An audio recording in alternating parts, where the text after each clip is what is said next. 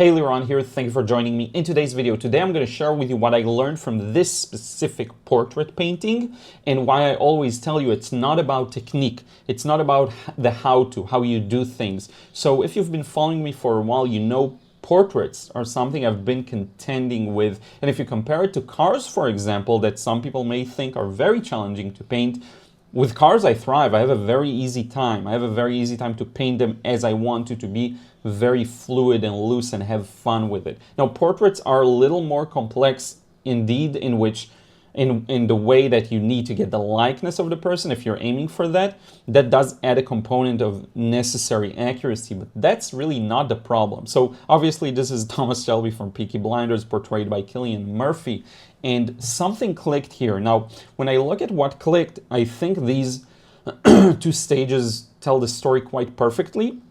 On the left, you see the shadows, and on the right, I then added the light skin colors. Now, the thing is, I always tell you, it's about seeing. The more you can see, the better you can paint it. And what I did differently with this portrait is I first paid very close attention to the areas that usually throw me off and confuse me. And I actually devoted some time to swatch the colors in Photoshop to see the exact colors that make up these areas of the shadow, and to carefully paint just the shadow. Now, because my entire focus was on the shadow area, it led to what I think is a good result, where I actually was able to see all the colors. Because you have to understand something.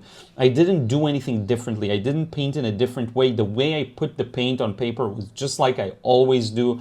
I pre-wet it a bit with a sprayer, but honestly, and you can see it by these little flakes and beautiful parts that kind of spilled out.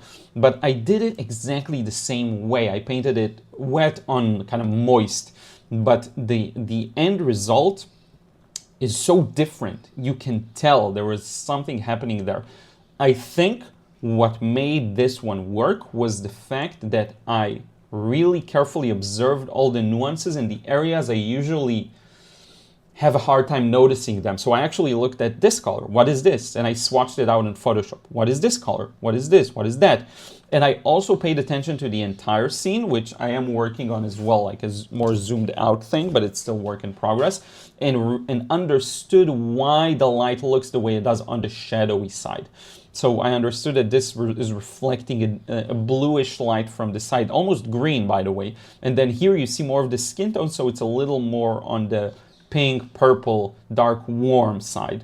And one more thing I noticed and caught in the nuances of the shadow was that where the transition is from shadow to light, there's this beautiful bright red. So it's the strongest version of the skin color there is. And what I did was I just blended out the edge. So the thing was, I allowed myself, and this is the final result here. This is the mid stage, and this is the final result. I allowed myself first off to just paint the shadow first, because the shadow is the area where I'm just like, it's dark. And when I delegate that to my instinct, it works well, but I still don't have enough of the understanding of colors to nail them down. So I get the values pretty much there, but the colors are usually off. And if the values are subtle, if there's subtle hints of reflected light, I also struggle with that sometimes. So by allowing myself to first just work on the shadow, that kind of eased things up, and I didn't have to take into consideration very light colors like here and then very darks and have them blend together in an awkward way. I could just focus on a smaller range of values, and then I really observed carefully what I'm seeing in the nuances of the shadow, which brought me to see that this area is quite neutral, almost on the greenish yellow side, by the way. And this area is quite warm. And then this area here is quite warm. And this area, the tip of the nose, is warm, but this area is a little more on that same yellowy, gray, neutral, very neutral. And then here we have reflected lights of blue that are a little lighter. And because I was just focusing on that area, the next stage, and I've seen a couple of portrait painters do it like this, the next stage of adding these lights was so much easier. I don't know what it is, but the fact that I didn't have to focus on all the value range in one go, but rather I could first focus on the shadows and then see the nuances. Like here, for example, it goes a little, these are nuances I would never have noticed before. So when you look at this area here, it's a pink, but as it moves towards this area, you actually get a bit more of an orange, but light. There is a very light touch of color here. Then it goes a little stronger again with a bit more orange. Then it goes light again. Then here around the cheek, it goes warm and reddish pink again. And then here it goes a little orange again. All of these nuances I would have never noticed. I would have never caught this. The fact that this is a little, and it leaves a bit of a highlight here and a bit of a highlight there. This I could actually probably remove, but here it was important. I don't know what it is, but the fact I split the value scale and just focused on one half at a time, it really set the core shadow in. It let the core shadow, and here you can see the real piece of paper.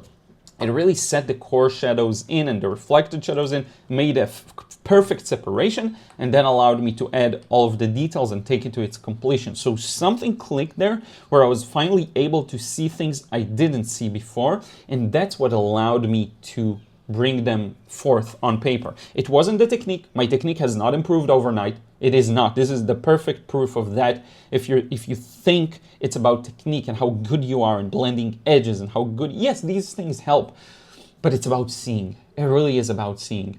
And this same seeing allowed me to see this touch of coolness here, and allowed me to see that this here is actually like a golden brown, yellow, green kind of combination. The hair reflects all sorts of colors in the environment. And the fact that I'm so oriented to seeing these reflected light, bits of reflected light, because of the last couple of videos, by the way, just made me see them. And when you see something, you're able to paint it. Lastly, I do want to mention just a quick note, the hair here, and I started from the hair. The thing that allowed me to take my time was the fact that I took my sprayer and I just went ahead and did like all over the painting. I did not pre-wet the whole thing because that would provide too much flow, but the fact that I just pre-wet it, let's say generously, there were a lot of drops of water on paper, allowed me the time necessary to establish everything correctly. So to me, at least, it's not about technique. It's not about how you paint. It's about the things you notice. And if you feel like you're struggling with a specific subject matter, it could be because you're not noticing something about it. And this is the perfect example, because with cars, I can just go for it, and it turns out wonderful. With portraits and people, not so much. And it's because of not seeing things as they are. What helped me see here is focusing on different parts of the value scale, though it could be that I just grew as an artist and I'm now noticing more of these things. It could also be another possible explanation. But I don't know, it was just much easier. I did have to focus really hard on the shadowy part, I will admit, and it took a long time to build it up, but that wasn't effort. That wasn't effort I put in, it was just doing it. So I hope that makes sense. I hope that gives someone out there maybe hope. If you think it's about technique, it really isn't. It really isn't. And I do want to mention, if you want to learn how to paint more realistically when it comes to values, especially black and white, check out the Realistic Watercolors course. This is how we pay the bills around here. And I'm super grateful to anyone who purchases the courses or purchases a painting or whatever it is. Super grateful to you all. Thank you so much. We'll see you in the next vid. Take care.